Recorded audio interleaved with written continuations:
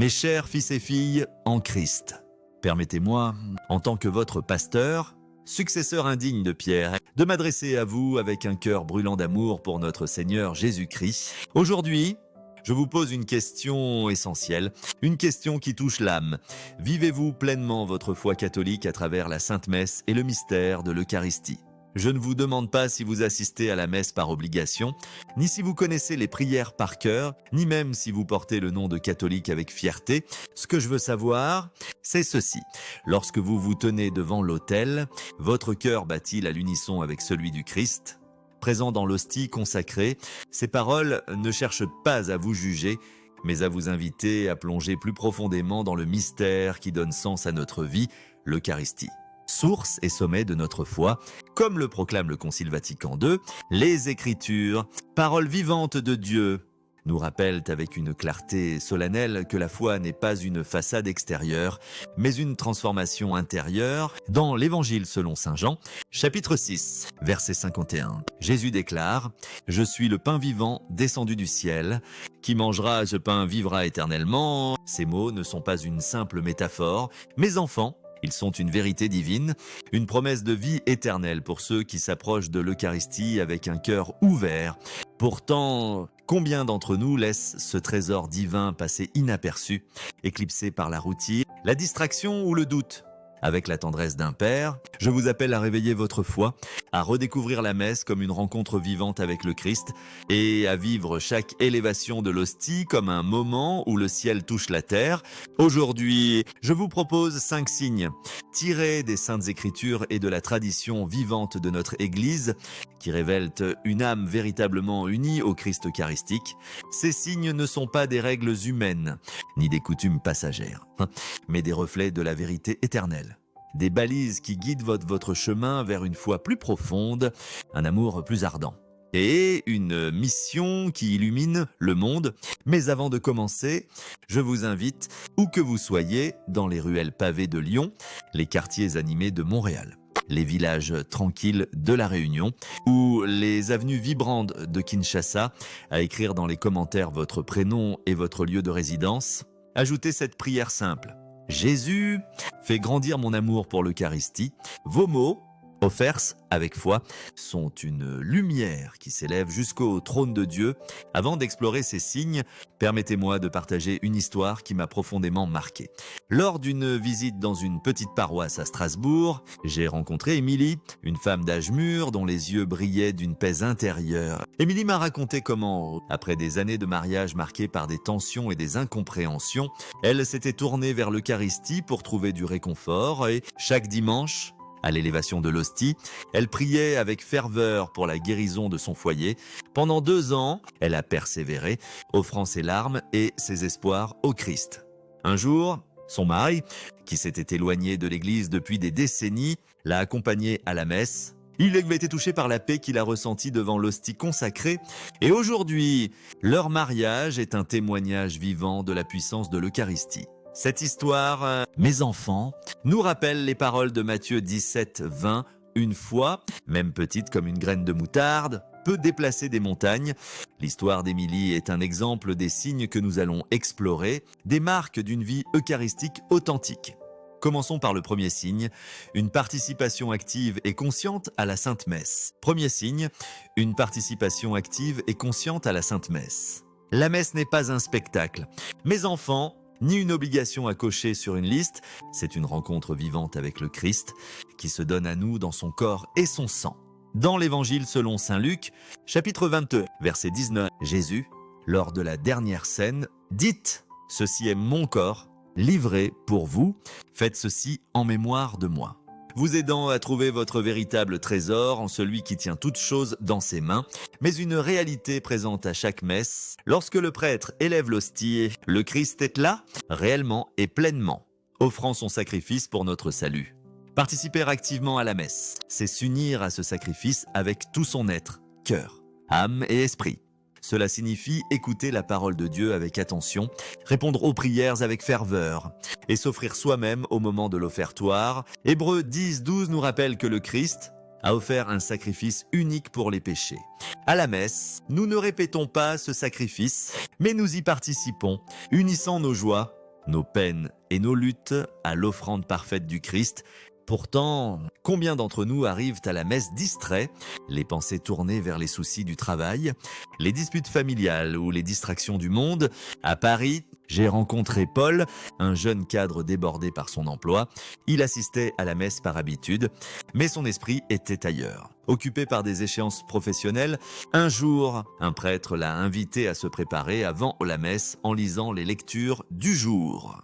Paul a commencé à arriver 10 minutes plus tôt, à prier en silence devant le tabernacle et à offrir ses préoccupations à Dieu. Peu à peu, il a découvert que la messe n'était pas une corvée, mais une source de paix qui transformait ses journées. Participer activement, c'est aussi s'engager avec son corps. Fixez vos yeux sur l'hostie lors de l'élévation, inclinez légèrement la tête en signe de révérence, chantez les hymnes avec cœur. Comme le psaume 95:6 nous y invite, venez, prosternons-nous, inclinons-nous devant le Seigneur qui nous a fait. Ces gestes ne sont pas de simples formalités, ils expriment l'adoration de votre âme. Alignant votre corps avec votre foi, je vous invite à réfléchir. Venez-vous à la messe avec un cœur prêt à rencontrer le Christ, ou laissez-vous la routine éteindre la flamme de votre foi? Prenez l'habitude d'arriver tôt, de lire les Écritures du jour et de prier pour que l'Esprit Saint ouvre votre cœur. Cette participation active est le premier signe d'une vie eucharistique, une porte vers une communion plus profonde avec le Christ. Deuxième signe, une adoration fervente de l'Eucharistie. Le deuxième signe d'une âme véritablement catholique est une adoration fervente du Christ présent dans l'Eucharistie. L'hostie consacrée n'est pas un symbole, mais enfant. Mais le Christ lui-même, comme il l'affirme dans Jean 6,55. Ma chair est une vraie nourriture et mon sang est une vraie boisson. Adorer l'Eucharistie, c'est reconnaître cette vérité avec humilité et amour, en s'inclinant devant la majesté de Dieu qui s'abaisse pour demeurer parmi nous. L'adoration eucharistique, que ce soit lors de la messe ou devant le Saint-Sacrement exposé, est une école d'humilité et de foi. Lorsque vous fixez votre regard sur l'hostie, vous contemplez le Créateur de l'univers qui se fait petit pour entrer dans votre cœur. Apocalypse 5:12 proclame: digne est de l'agneau immolé de recevoir puissance, richesse, sagesse, force, honneur, gloire et louange. À l'élévation, votre cœur doit répondre: mon Seigneur est mon Dieu. Je t'adore. À Québec, j'ai rencontré Marie, une enseignante qui traversait une période de doute spirituel. Elle se sentait éloignée de Dieu, sa foi affaiblie par les pressions de la vie. Un ami l'a invitée à une heure d'adoration dans sa paroisse. Au début, Marie trouvait difficile de rester en silence devant le Saint-Sacrement, mais elle a persévéré. Priant simplement: Jésus, montre-moi que tu es là. Peu à peu, elle a ressenti une paix profonde, une certitude que le Christ l'écoutait. Aujourd'hui, elle consacre 1 heure par semaine à l'adoration. Et sa foi est plus forte que jamais, rayonnant dans sa manière d'enseigner et de vivre. L'adoration n'est pas réservée au moment d'exposition du Saint-Sacrement. À chaque messe, l'élévation de l'hostie est une invitation à adorer. Trop souvent, nous laissons ce moment passer dans la distraction.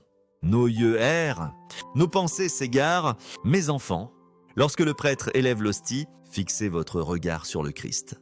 Laissez le silence vous envelopper et offrez-lui votre cœur, comme saint Thomas l'a proclamé en Jean 20:28. Mon Seigneur est mon Dieu. Pour vivre ce signe, prenez l'habitude de l'adoration régulière.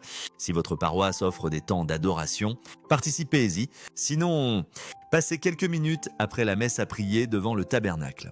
À Dakar, une communauté paroissiale a créé un horaire d'adoration perpétuelle où des fidèles se relaient jour et nuit. Cette pratique a transformé la paroisse, attirant de nombreux jeunes à redécouvrir la foi. L'adoration fervente est un feu qui purifie votre âme, vous préparant à porter les fruits de l'esprit dans votre vie. Troisième signe, une vie transformée par la communion eucharistique. Le troisième signe d'une foi eucharistique authentique est une vie transformée par la réception du Christ dans la communion. Lorsque vous recevez l'hostie, vous accueillez le Christ lui-même qui vient habiter en vous. Dans 1 Corinthiens 10:16, saint Paul nous rappelle: « Le pain que nous rompons n'est-il pas une communion au corps du Christ ?» Cette communion n'est pas un acte isolé, mais une union intime qui doit porter du fruit dans votre vie quotidienne. Recevoir l'Eucharistie, c'est devenir ce que vous recevez, le corps du Christ. Cela signifie vivre avec amour, humilité et service. À l'image de Jésus, Galates 5:22-23 décrit les fruits de l'esprit: amour, joie, Patience, bienveillance. Bonté, fidélité, douceur et maîtrise de soi. Ces vertus doivent se manifester dans vos paroles, vos actions et vos relations. Si vous recevez le Christ le dimanche, mais vivez le reste de la semaine comme si rien n'avait changé, votre communion reste stérile. À la réunion, j'ai rencontré Thierry, un père de famille qui luttait avec la colère. Il se disputait souvent avec ses enfants, laissant des blessures dans son foyer. Un prêtre lui a conseillé de se préparer à la communion en confessant régulièrement et en priant pour la patience. Thierry a commencé à recevoir l'Eucharistie avec un cœur plus ouvert, demandant au Christ de le transformer. Au fil des mois, sa famille a remarqué un changement. Il écoutait davantage, parlait avec douceur et cherchait à réparer les blessures du passé. Sa vie transformée est un témoignage de la puissance de l'Eucharistie. Pour que la communion porte du fruit, préparez votre cœur avant de recevoir le Christ. Allez à la confession régulièrement. Comme 1 Jean 1,9 nous assure que Dieu pardonne ceux qui confessent leurs péchés. Approchez l'autel avec révérence, conscient que vous recevez le Roi des Rois. Après la communion, prenez un moment pour rendre grâce, offrant votre vie au Christ. À Kinshasa, une jeune femme nommée Grace a pris l'habitude de rester quelques minutes après la messe pour prier. « Jésus, fais de moi un instrument de ton amour ». Cette prière simple a transformé sa manière de traiter ses collègues, faisant d'elle une lumière dans son lieu de travail. Examinez votre vie. Mes enfants, la communion eucharistique change-t-elle votre manière de vivre? Voyez-vous les fruits de l'esprit grandir en vous? Ce signe est une invitation à laisser le Christ façonner chaque aspect de votre existence, vous rendant plus semblable à lui. 4e signe, une endurance dans les épreuves par la force de l'Eucharistie. Le 4e signe d'une vie eucharistique authentique est la capacité à endurer les épreuves avec la force puisée dans l'Eucharistie. La vie est un chemin semé d'embûches, maladies, deuils, échecs, conflits. Pourtant, Jésus nous assure dans Jean 16:33, « Dans le monde, vous aurez des tribulations, mais prenez courage, j'ai vaincu le monde. » L'Eucharistie est notre nourriture pour ce voyage, une source de grâce qui nous soutient dans l'adversité. Lorsque vous recevez le Christ, vous recevez sa force. Philippiens 4:13 proclame « Je peux tout en celui qui me fortifie ». L'Eucharistie n'efface pas les épreuves, mais elle les transforme, faisant de vos souffrances une offrande unie au sacrifice du Christ. À l'élévation, lorsque vous contemplez l'hostie, offrez vos épreuves à Dieu, disant « Seigneur, je te donne cette douleur pour ta gloire ». À Bruxelles, j'ai rencontré Claire, une veuve qui avait perdu son mari dans un accident. Le chagrin menaçait de l'engloutir, mais elle trouvait refuge dans la messe quotidienne. Lors de l'élévation, elle offrait sa douleur au Christ, priante « Jésus, prends mon cœur brisé et rends-le entier ». Cette pratique l'a soutenue, lui donnant la force d'accompagner d'autres personnes en deuil dans sa paroisse. Aujourd'hui, Claire est un phare d'espérance, prouvant que l'Eucharistie peut transformer même les plus grandes épreuves en témoignages de foi.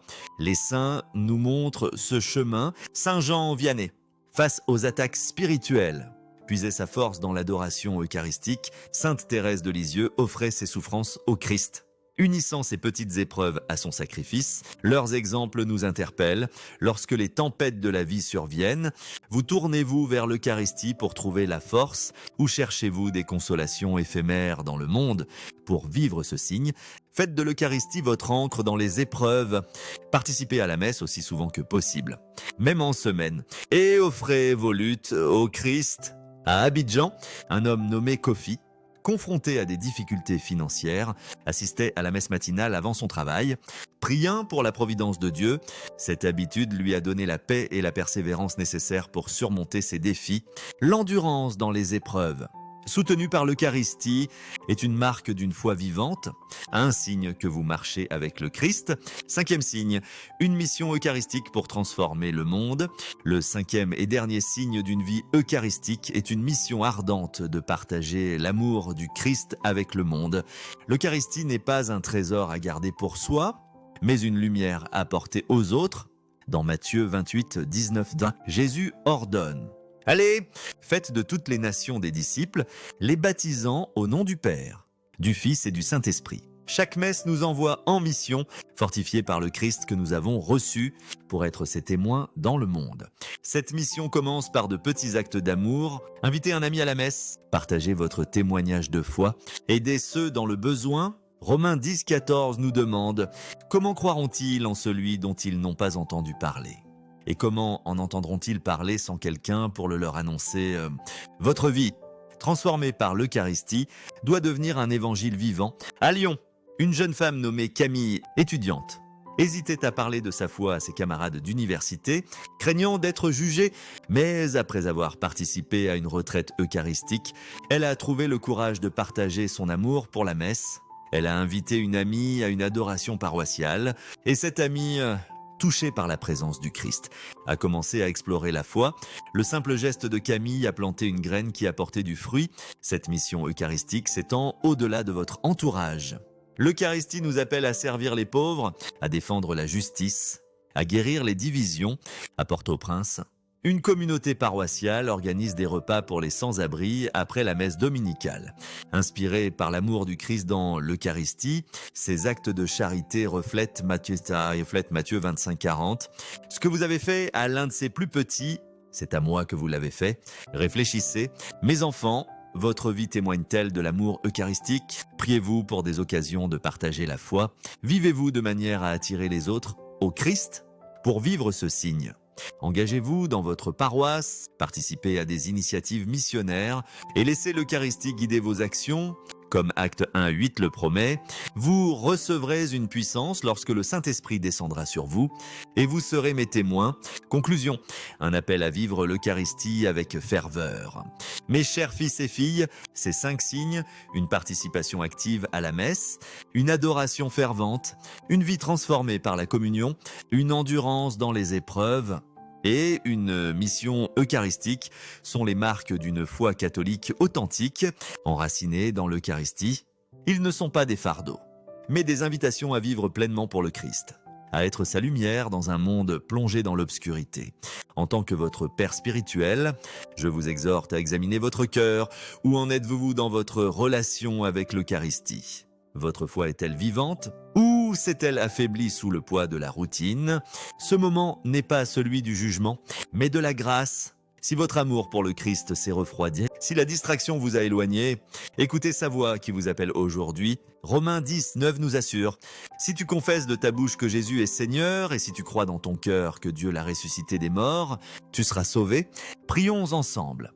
Père éternel, nous nous prosternons devant toi, reconnaissant pour le don de ton Fils, Jésus-Christ, présent dans l'Eucharistie.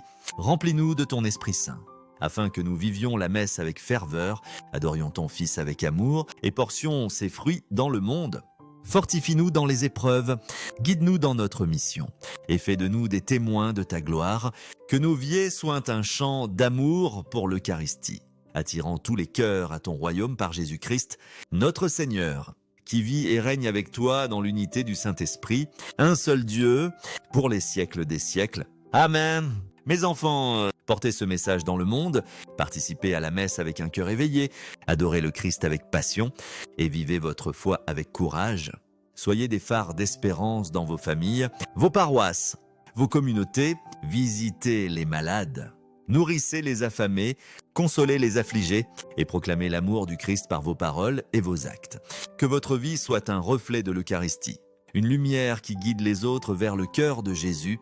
Que la paix du Christ, par la puissance du Saint-Esprit, garde vos cœurs, guide vos pas et vous remplisse de sa joie éternelle. Amen.